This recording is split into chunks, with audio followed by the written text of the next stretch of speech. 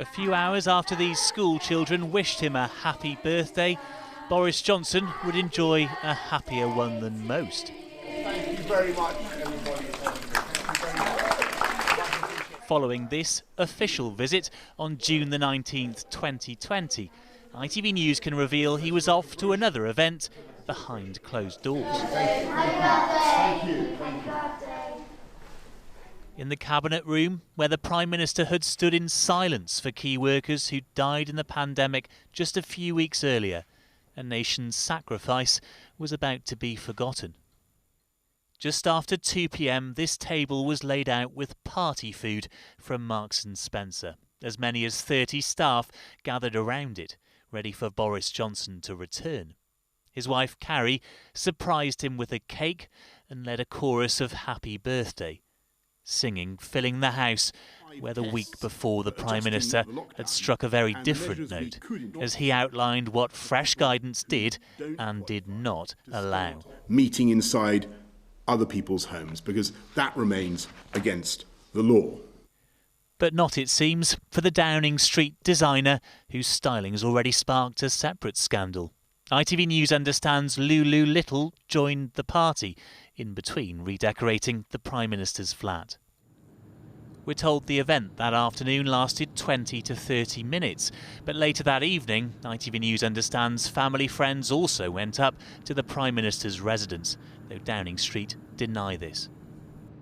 This is yet more evidence that we've got a Prime Minister who believes that the rules that he made don't apply to him. And so we've got a Prime Minister and a government that spend their whole time mopping up sleaze and deceit. The Prime Minister is a national distraction, and he's got to go.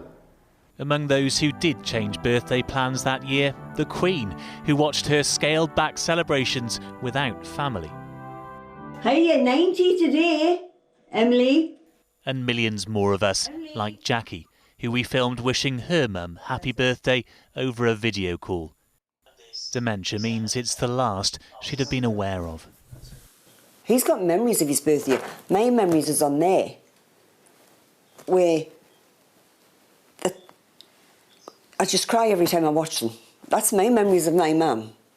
I look at my memories of my mum and I cry, because they're not happy memories. He's robbed me of that. And he's still Prime Minister.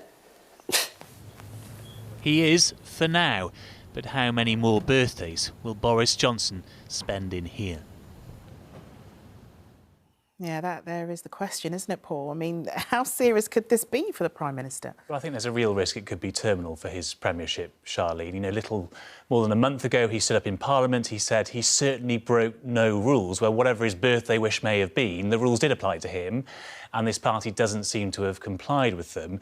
In fact, tonight, Number 10 aren't denying that a party took place that afternoon. They say a group of staff working in Number 10 gathered briefly in the Cabinet room after meeting to wish the Prime Minister a happy birthday. He was there for less than 10 minutes. What they do deny is that anyone went up to the flat afterwards. They say this is totally untrue. In line with the rules at the time, the Prime Minister hosted a small number of family members outside that evening. Of course, though, this all comes ahead of that report by Sue Gray, the senior civil servant who's been investigating these parties. That was due out this week. You suspect she might be doing a last-minute rewrite. All right, Paul, thanks very much.